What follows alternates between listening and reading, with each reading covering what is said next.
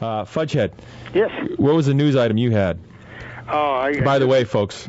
This is beautiful. By the way, hold on, wait. By the way, we're talking to Ken Faggiano live from Exeter, New Hampshire, home of Phillips Exeter Academy, where one Robert Lincoln went to school. That's the son of Abe Lincoln. Anyway, okay, go ahead. Oh, well, you know, lo these many years, I've been a theorist and a... Are you going to hearken back? I'm hearkening. Okay. A high observer of life as it were. And I'll tell you, I have often thought that SUVs are the bane of my existence, at least in New Hampshire.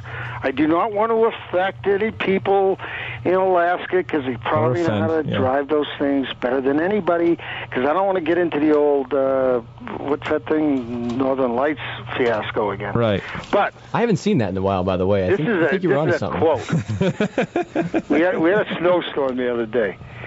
This is the first 2 or 3 snowstorms are crazy, said Sergeant Gary Simmons. People forget how slippery the conditions are. They tend to not recall how easy it is to lose control. And fear, or fear not, the widespread perception is that most of the guilty ones are drivers of SUVs. It's kind of funny. Invariably, the vehicles we see after the snows are SUVs. They get a false sense of insecurity. They think that, I can't say that on TV. They think I paid $3,000, so I'm invincible. It will get me anywhere. I think a lot of people drive SRVs and four vehicles think because they're driving those vehicles, they don't slip and slide, but they do, just as much as any other vehicle. So I came up with this theory about 9 years ago when the SUVs, SUVs, the SAVs, yeah. TVs, whatever they are, came out because they're very intimidating anyways. But they do. They drive like, and it's always a blonde lady on the phone, on the cell phone. Ken. What? I'm just it's a personal thing with me. I'm sorry I get so riled up. But two things. Yeah. Were you reading that story? Verbatim from the our credible source in the state, the Manchester Union Leader. But were you reading that story in the voice of Joe Pesci, or what was it? Possible. No, it's when I get riled. To what? I just got riled. What was that word? What word? To what? What? Did you say utes? Yeah, 2 utes. What is a ute? Oh, excuse me, Your Honor. So there you go. That's what you sounded like doing that whole story. Yeah, you did your Joe Pesci. How did you call it up so quick? Well, you know how it goes. Chip must be doing a great job. Exactly. Chip is right on the money. Hey, listen. It's all about Chip. The other thing is, it's very clear that you've been drinking, and we are disgusted here in the program. You claim I've been drinking every week. All right, let's move on before this gets ugly. It may or may not be true. Let's but you have no right to claim Let's not turn this into an ugly thing, okay?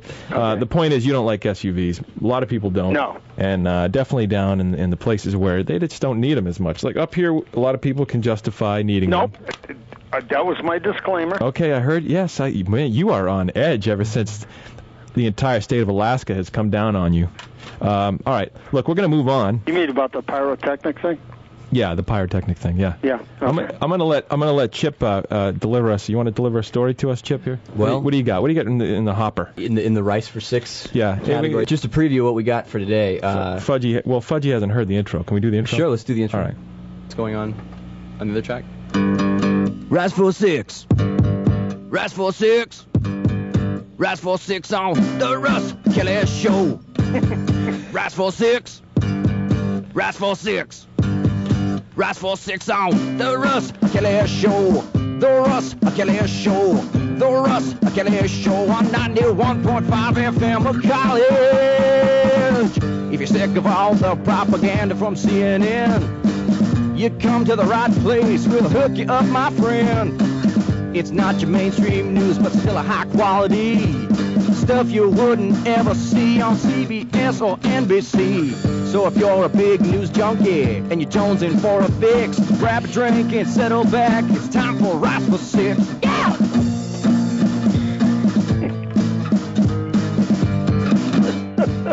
They love that in New Hampshire. I mean, New Mexico. New Mexico, they love it. It's a big hit in New Mexico. Soon to be in New Hampshire as well, I'm sure. Yeah. In Cancun, too. Yeah. So for those... And Sheboygan, I play real good in Sheboygan. It's not quite over. Hold on. It comes back.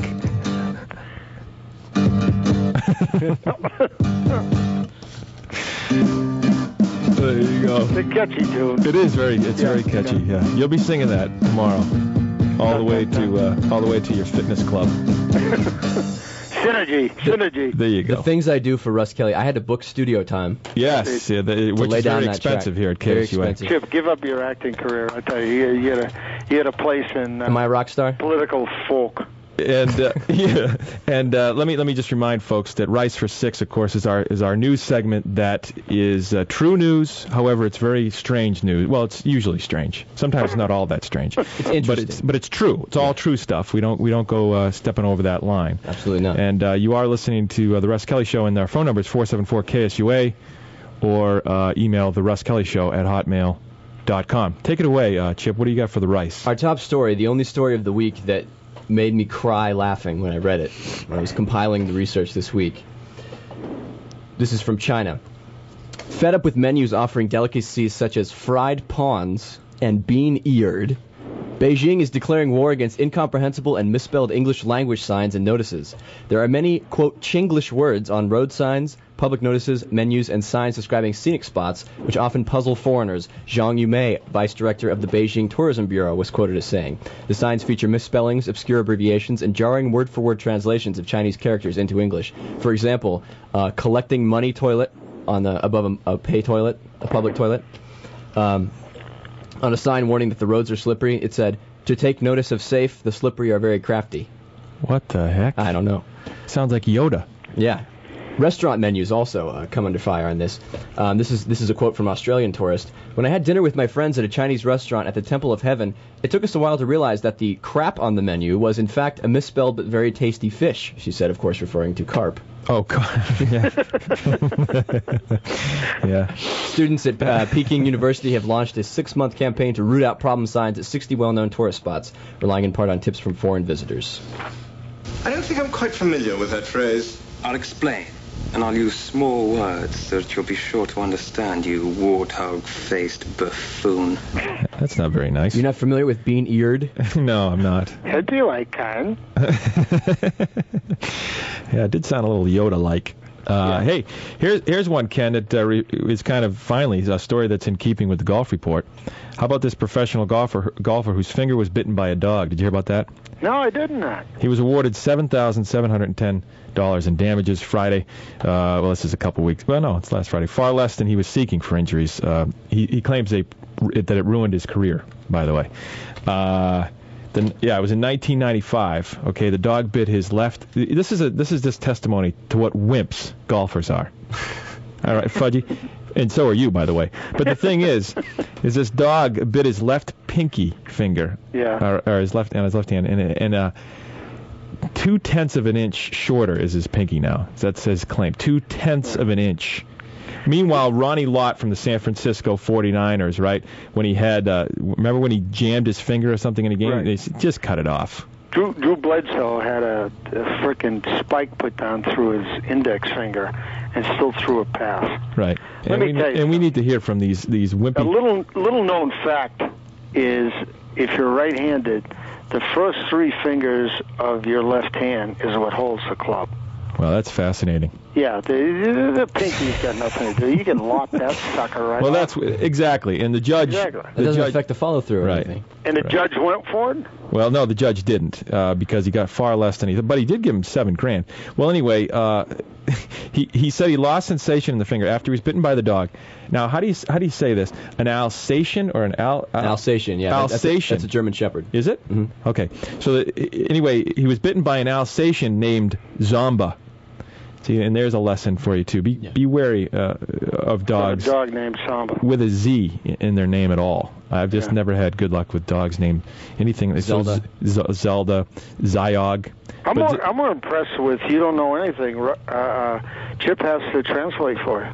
Well, the Alsatian? Yeah. Yeah, well, he must have had one as a boy. They come from the Alsace region. Yeah, they do. France. They do. So apparently, the Alsace region. That's true. Hey, he was trying to stop a fight between the Alsatian. Is that in northern Pennsylvania? That's in France, actually. Can I finish? No. All right. Apparently he was trying to stop a fight between the Alsatian and his own dog. No word of what kind of dog his dog was. And this is my problem with this, is... Wow, that's a great story. I'd love to hear the end of it sometime. Bye-bye. I can't believe why did I just do that to myself? I'm the producer of the show, and he just cut himself off. I just dumped silly on myself. To me. That doesn't make any sense. Well, anyway, maybe I'll move on. The point is that how about letting your dog fight its own fights? That's my thing. Yeah. What kind of owner are you? What kind of confidence do you have in your own dog when you have to break up? You know, he must have had some kind of wimp little miniature. No, ever since some the yap start yap of Special Ed. It must have been some kind of yap dog. That's all I'm saying. Ever since the start of Special Ed. Well, that's the thing. Special Ed for dogs now. It's self-esteem for dogs. Yeah. Self-esteem. He claims the damages that he received are less than a shot in a round of golf on a half-decent day. And this is the great part. He tells the judge his game has steadily worsened since the bite. And who let those in? Yeah, get those dogs out of the studio. Are you here for the ethos? Leave. No. We're not playing anymore. I love the excuse though. Spring, come get your dog. I love the excuse. I'm no longer any good at golf because the dog bit 2/10 of my finger off or whatever. 2/10 of an inch of my finger. He could no longer have a relaxed grip on the club. Oh, isn't that awful? So anyway, he wanted $542,000 in losses. That's what he says, and then he also projects $1.24 million in future earnings that he's going to lose because of this. From the golf tour? Yeah. Couldn't he get a prosthetic pinky tip? I don't know. Do those exist? Maybe. The moral of the story is Couldn't he take up racquetball? The moral of the story is let your dogs fight their own fight. Okay, if your dog's not tough enough, maybe it needs to get beat up. You know, toughen it up a little bit. It's good. It's real humane advice. Nice. That's what I'm saying. It's really caring and otherwise, you're going to get your pinky bitten, and you're not going to be able to play golf. So there you go. All right. Well, Rob, can't have your cake and eat it. The only time you and I played, you could have got your pinky bitten by a sheep. Yeah, we actually... A llama, or whatever they were called. Well, we did. The course that we played at back in old New Hampshire there at the Hick actually had roaming around. Roaming rams. That's right. We had... and they would close in on you while you were... And doing very vile... They're closing in now. They would close in on you while you were trying to tee off on this one hole. I think it was the seventh hole. Right. They would sort of creep in, and they would pretend like they were eating grass. That's what I loved. Yeah, and they would... Yeah. And they would intimidate you with their masculinity. They were scary. Yeah. They were scary. I need this place like I need a shotgun blast to the face. The face. The face. You like that? I love that little rap he does at the end.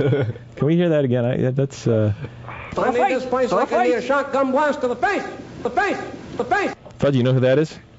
Yeah, that's Tony Clifton. That's right. That's Tony Clifton. Tony Clifton. All right. One of my favorite people of all time.